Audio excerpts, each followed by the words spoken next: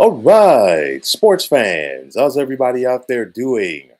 William Martin coming at you one more time here on YouTube with another edition of the 300 Pounds of Sports Knowledge Podcast. Less than a week after being traded from the Milwaukee Bucks to the Portland Trail Blazers, all-star point guard Jrue Holiday is once again on the move, this time to the Boston Celtics. In exchange for Holiday, the Celtics are sending center Robert Williams, guard Malcolm Brogdon, and a pair of first-round picks, one in 2024 from the Golden State Warriors and then one in 2029 to the Trailblazers. When Holiday was traded to Portland last week, you knew that he was not going to stay there long, as there were several contenders that were already interested in acquiring him. This has been a busy offseason for the Celtics, who also picked up Kristaps Porzingis.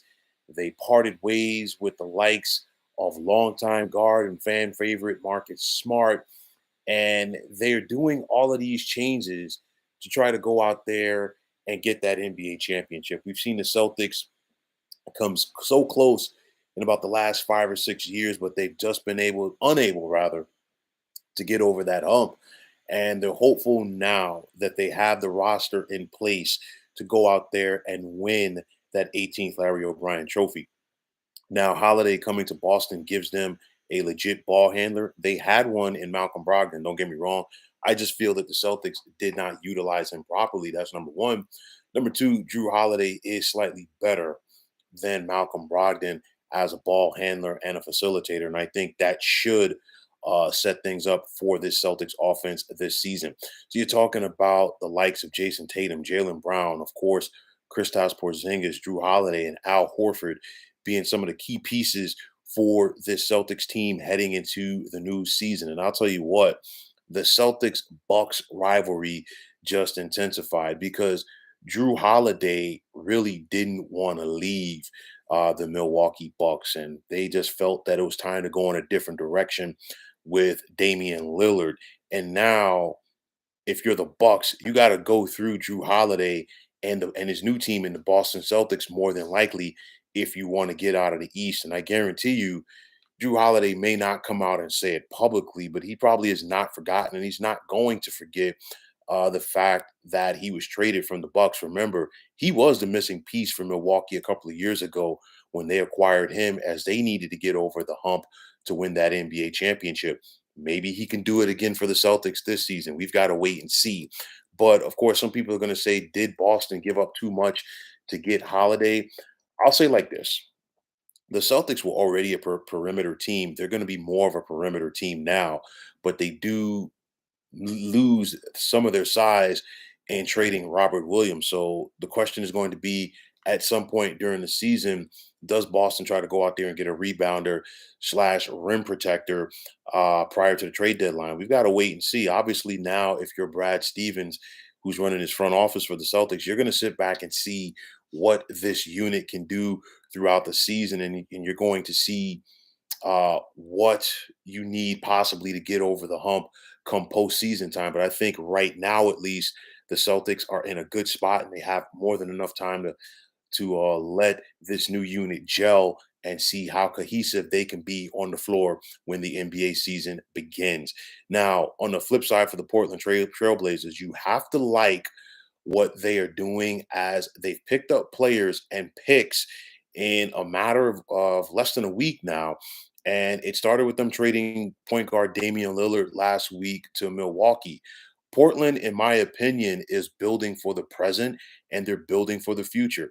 They traded Lillard, they got picks and players back.